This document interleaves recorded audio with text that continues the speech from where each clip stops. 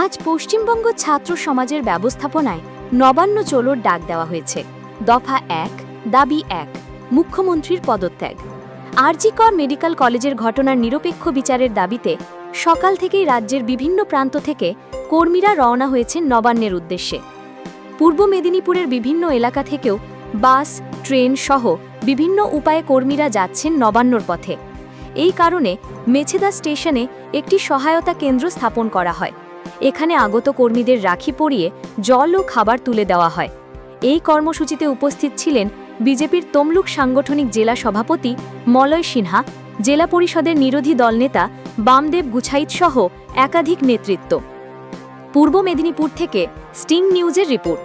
আজকে আমরা মেছেদা স্টেশনে আমাদের সম্মানীয় বিরোধী দলনেতা শুভেন্দু অধিকারী অভয়ার বাবা মা যে ডাক দিয়েছেন নবান্ন অভিযান, সেই নবান্ন অভিযানে সামিল হওয়ার জন্য সমস্ত রাষ্ট্রবাদী মানুষকে একত্রিত করে আজকে আমরা যাতে ওই নবান্ন অভিযানে সবাই শান্তিপূর্ণভাবে গিয়ে এই প্রাতিষ্ঠানিক যে খুন, আজকে রাখি পূর্ণিমার দিন, ভাই বোনেদের মিলনের দিন, কিন্তু ডাক্তার বোন আমাদের ভিতরে নেই।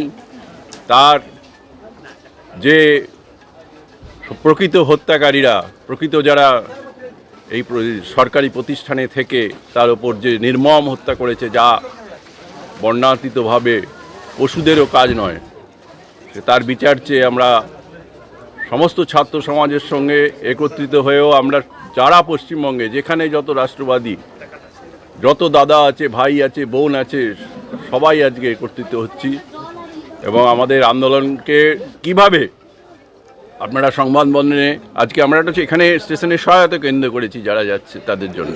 কিন্তু আপনাদের যেটা দেখানো উচিত, আপনাদের মিডিয়ার যেটা বারবার দেখানো উচিত, সেটা হচ্ছে যে কিভাবে রাস্তাঘাটকে বন্ধ করে দিয়ে কলকাতার উপরে কন্টেনার চাপিয়ে দিয়ে, কন্টেনার মানে যে গাড়ি, যে জিনিসপত্র মন্যমাহী জাহাজের উপরে যে সমস্ত পণ্য নিয়ে যাওয়া হয়, সেই কন্টেনার দিয়ে গোটা কলকাতার শহরে হেস্টিং থেকে আরম্ভ করে, শিয়ালদা থেকে আরম্ভ করে, ধর্মতলা থেকে আরম্ভ করে নবান্নর পর্যন্ত, সাঁতরাগাছি পর্যন্ত যে দুর্গ তৈরি করে দিয়েছে, যেভাবে পুলিশ প্রশাসনকে নিয়ে নির্লজ্জভাবে বাংলার মমতা বন্দ্যোপাধ্যায় যেভাবে দৃষ্টান্ত তৈরি করলেন, তা পশ্চিমবঙ্গের একটা গণতন্ত্রের কলঙ্ক। এই কলঙ্কে যত তাড়াতাড়ি আমরা পাপ বিদায় করতে পারি ততই ভালো। আরও একটা কি জিনিস আমরা দেখলাম, যে এই পুলিশই কিভাবে যখন মহিলার উপর আক্রমণ হয়, মহিলাদের যখন নির্যাতন করা হয়, সামান্য থানায় একটা এফআইআর নিতে চায় না এই পুলিশদের দিয়ে কিভাবে পশ্চিমবঙ্গের স্বরাষ্ট্রমন্ত্রী হিসেবে যিনি মমতা বন্দ্যোপাধ্যায় কারো চাকরির ভয় দেখিয়ে তার বাড়ির লোকের মা বোনেদের দিয়ে খিস্তি দিচ্ছে তৃণমূলের নেতারা, সেখানেও কোনো রকম ব্যবস্থা পাচ্ছে না।